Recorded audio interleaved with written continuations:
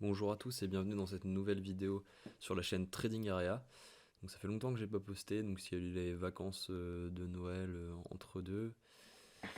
Du coup je me suis accordé un petit peu de temps de pause et pour cette vidéo nous allons donc parler de money management. On se retrouve directement après l'introduction. Donc comme je vous disais, on va parler de money management aujourd'hui. Donc le money management c'est certainement la chose ou une des choses les plus importantes qu'il faut comprendre et apprendre en trading. Et pour ma part, je pense que ça se regroupe en deux catégories principales. Donc il va y avoir tout d'abord un aspect psychologique et la gestion de vos positions. Pourquoi la psychologie va impacter le money management? Tout simplement parce que si vous n'êtes pas dans un état émotionnel stable lorsque vous allez vous lancer sur les marchés, vous risquez de prendre des positions que vous n'auriez pas pris forcément avec un affectif émotionnel stable. Donc ça veut dire par exemple, je sais pas, il y a un événement qui se passe dans votre vie, votre copine vous quitte ou je sais pas, n'importe quoi, et que du coup vous prenez des positions plus risquées que d'habitude, et bah ça fait partie du money management. Ça peut être à cause de ça que vous allez ruiner votre compte ou alors perdre beaucoup plus que ce que vous auriez perdu si vous aviez eu une bonne gestion de risque. Donc il y a cet aspect-là donc psychologique et aussi gestion de position. Le fait qu'il faut savoir laisser couler laisser tourner ses profits et avoir des pertes coupées assez rapidement. C'est pour ça qu'on va voir plus tard comment bien prendre ses positions sur les graphiques. Donc, pour revenir à l'aspect psychologique, personnellement, ce que je peux vous conseiller, c'est d'abord de lire. Donc, vous avez un ouvrage qui est vraiment ultra intéressant pour l'aspect psychologique qui s'appelle Entrer dans la zone, donc de Mark Douglas.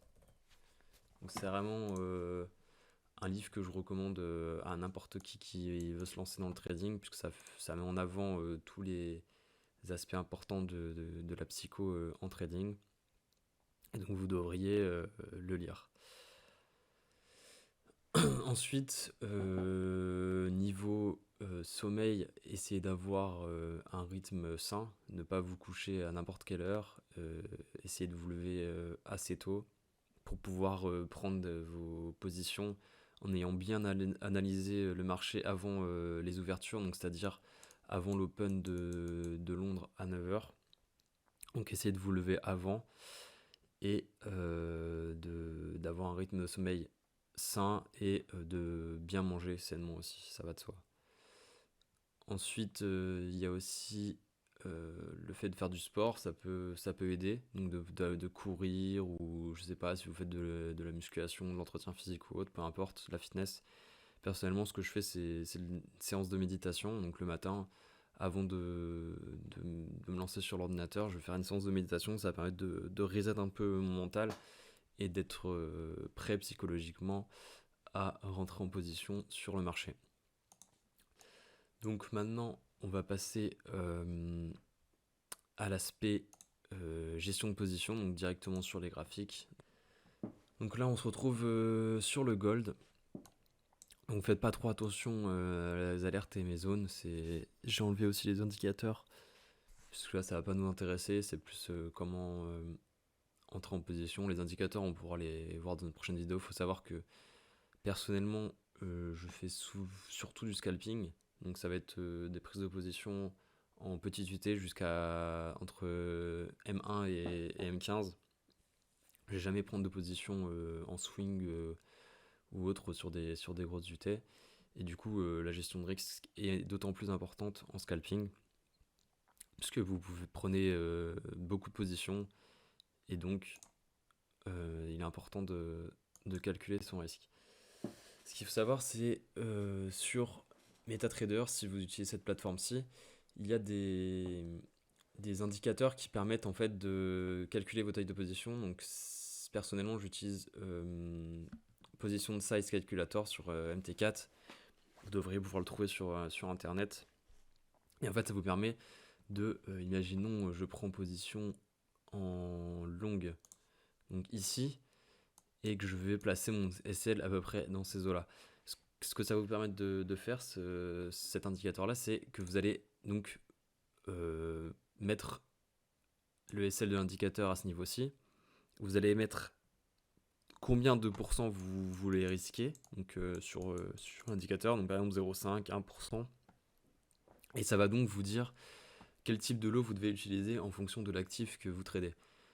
Donc, par exemple, je sais pas, là, je vais mettre ici sur l'application que je vais vouloir risquer 0,5% de mon capital avec un SL qui va se situer ici et mon point d'entrée sera à ce niveau-ci. L'application va donc me dire le nombre de lots, je sais pas, il va me dire qu'il faut que tu mettes 10 lots. Donc ça dépend après de la taille de votre compte. Et donc, comme ça, je sais très bien que je ne risque pas de perdre plus que 0,5% si jamais le marché revient prendre mon SL. Donc là, j'aurais risqué seulement 0,5%. Donc c'est important aussi de ne... Personnellement, je risque entre 0,25 et 1%. Et 1%, ça reste vraiment très très rare dans des positions où j'ai de très grosses probabilités que ça réussisse. Mais généralement, c'est plutôt aux alentours de 0,5%. Notamment en scalping, puisque je prends plusieurs positions par jour. Et voilà pour cet aspect-ci. Concernant concernant où placer son stop loss, donc personnellement je vais plutôt vous expliquer ma façon de faire, mais ça va dépendre en fait de votre style de trading. Moi ce sera plus niveau scalping. Alors quand je vais prendre une position en scalping, je vais mettre mon stop loss un peu en dessous de ma zone de point d'entrée et une zone qui va invalider en fait si jamais le prix repart dans l'autre sens. Par exemple, si je rentre à ce niveau-ci, je vais avoir mon point d'entrée là et mon SL sera dans ces niveaux-ci environ pour éviter donc au niveau du spread des brokers de me faire sortir. Et comme ça, si jamais le marché part dans ce sens-là et que mon trade est invalidé, je perdrai seulement 0,5%. Et le fait d'avoir un SL très serré, en fait, ça va me permettre de très vite également me mettre à break-even. Donc par exemple, si jamais j'atteins les 17 pips, donc ce qui va faire 0,5% du coup de mon capital, je vais par exemple dans un premier temps me mettre à break-even. Et donc, si jamais le prix se retourne, je ne perdrai donc aucun pourcent de mon capital.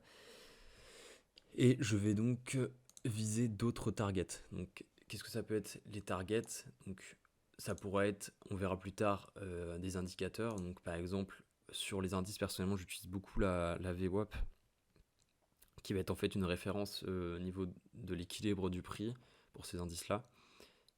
Et donc, mon TP final peut très bien se situer à ce niveau-ci. Mais je vais prendre des clôtures partielles bien avant. Donc, par exemple, ici, je regarde, c'est une zone où le prix a fortement travaillé. J'aurais très bien pu prendre un TP partiel ici et clôturer 80 de ma position et viser par exemple des zones supérieures, de contexte supérieur. Donc ça on pourra le voir plus tard puisque c'est pas le sujet de la vidéo. Et donc ce qu'il faut bien retenir, c'est qu'en fait il va être important d'avoir un stop loss assez serré, ne pas risquer énormément et trouver en fait la zone d'invalidité de votre trade si vous prenez un trade et pouvoir comme ça se mettre rapidement à BE. Ne faites pas forcément l'erreur de... Imaginons ici, si je me mettais là et que je prenais directement tous mes profits ici, je sais pas si vous avez remarqué, mais le prix derrière, enfin, il fait une impulsion de ouf et c'est potentiellement une perte en fait, puisque c'est tout ce que vous auriez pu avoir ici. Bah, si vous clôturez tout là, vous perdez de l'argent, entre guillemets. Enfin, vous n'allez pas perdre de l'argent parce que votre trade aura fonctionné, mais sur le long terme, ça ne sera pas du tout bénéfique en fait. C'est pour ça que c'est important de vite couper ses pertes et de pouvoir laisser traîner en fait ses gains. Mais ça ne veut pas forcément dire qu'on prend des risques, puisque si le trade avance dans le bon sens, comme je l'ai dit, on se met à break-even.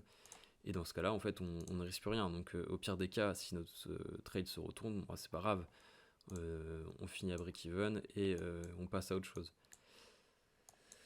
Donc, on pourrait par exemple avoir d'autres exemples. Je vais peut-être essayer de faire un exemple en un peu plus grosse unité de temps. Donc, si jamais on se met en M15 et que par exemple notre zone se situait ici, on aurait très bien pu donc short à ce niveau-ci et mettre un stop équivalent donc au dernier plus haut qu'il y avait auparavant. Et on aurait pu viser donc la VWAP en TP1 et potentiellement viser le plus bas de l'ancienne structure puisqu'on était dans un marché bearish. Donc là, on aurait pu viser ce niveau-ci. Hop. Désolé pour la petite coupure, j'ai eu une alerte qui s'est déclenchée, du coup j'ai dû intervenir. Donc si on en reprend où on en était, concernant le risk management, je pense que bon nombre d'entre vous veulent passer des challenges dans des propres firmes. Donc ça va être type FTMO,